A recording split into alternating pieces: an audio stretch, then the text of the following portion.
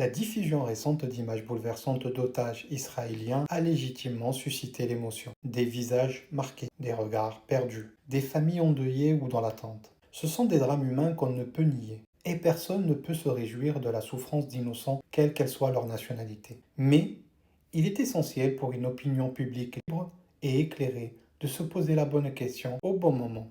Pourquoi maintenant? Pourquoi ces images, longtemps tenues secrètes, surgissent-elles au moment même où plusieurs pays, comme la France, le Royaume-Uni ou le Canada, s'apprêtent à reconnaître l'État de Palestine? S'agit-il d'une simple coïncidence médiatique? Déjà, il y a quelques mois, lorsque la France avait annoncé vouloir reconnaître l'État de Palestine, une attaque israélienne contre l'Iran avait immédiatement suivi, ou d'une opération de création stratégique visant à recentrer l'attention sur le traumatisme israélien pour faire oublier les massacres perpétrés à Gaza et tenter de délégitimer les avancées diplomatiques palestiniennes. Encore une fois, l'émotion, la tension et l'escalade ont pris le dessus sur les dynamiques diplomatiques. Cette répétition soulève une interrogation troublante. Chaque fois qu'un pas symbolique est fait vers la reconnaissance de la Palestine, une nouvelle crise surgit. Alors, assistons-nous à une souffrance à géométrie variable? Parce que les médias dominants, souvent alignés avec les récits israéliens, veulent largement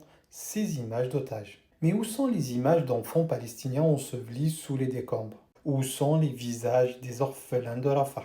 Où sont les images des femmes mutilées? Où sont les images des journalistes tués? Pourquoi cette hiérarchie dans les victimes? Il faut rappeler que 57 000 Palestiniens, en majorité des civils, ont été tués depuis octobre 2023.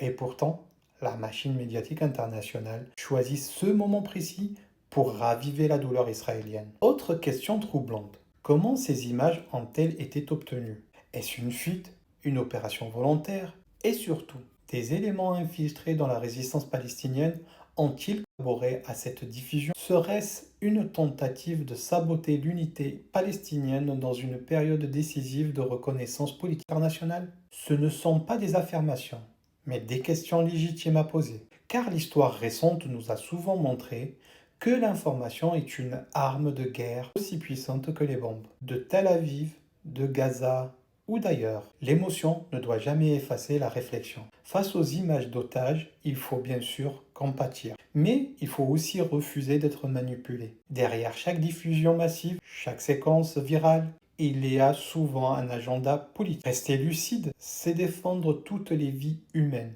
sans distinction. C'est dénoncer toute la propagande, qu'elle vienne de Tel Aviv, de Gaza ou d'ailleurs.